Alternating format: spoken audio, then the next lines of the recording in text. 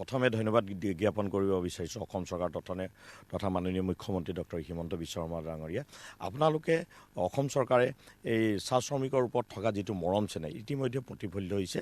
যোৱা কেইদিনমানৰ পাছতে আমি দেখিবলৈ পাইছোঁ আৰু আজি যোৱা কেইদিনমানৰ আগত আৰু এই কেইদিনৰ পাছতে আমি দেখিবলৈ পাইছোঁ চাহ শ্ৰমিকৰ ওপৰত আপোনালোকৰ যিটো দৰদ যিটো মৰম আচলতে কথাৰে নহয়, আপোনালোকে কৰি দেখুৱালে বিশ্ব দৰবাৰলৈ আমাৰ চাহ শ্ৰমিকৰ যিটো আবেগ ঝুমুৰক নিয়াত যি প্ৰতিষ্ঠা দিছিল আপোনালোকে সেইমতে প্ৰতিষ্ঠা আপোনালোকে পালন কৰিলে। তাৰ বাবে আমি অসম চৰকাৰক তথা মাননীয় মুখ্যমন্ত্ৰী ডাঙৰীয়া আমি ধন্যবাদ জ্ঞাপন কৰিছোঁ। আৰু কিছুদিনৰ পাছত আজি এই মুহূৰ্তত পুৱাৰবিলাত আমি যেতিয়া দেখিবলৈ পাইছোঁ বাজেট অধিৱেশন, আমি হেঁপাহেৰে আচলতে বাট চাই আছিলোঁ যে বাজেট অধিৱেশনত চাহ শ্ৰমিকৰ কাৰণে কি কৰিব।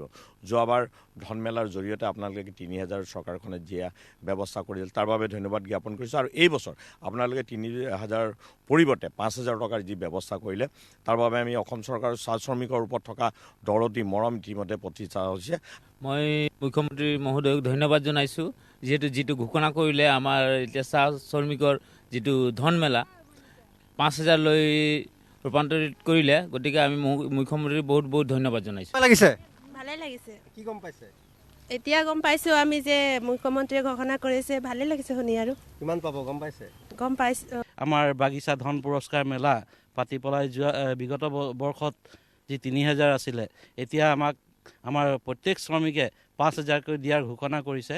তাৰ বাবে অসম চৰকাৰক পুনৰবাৰ ধন্যবাদ। অসম চৰকাৰক ধন্যবাদ জনাইছে।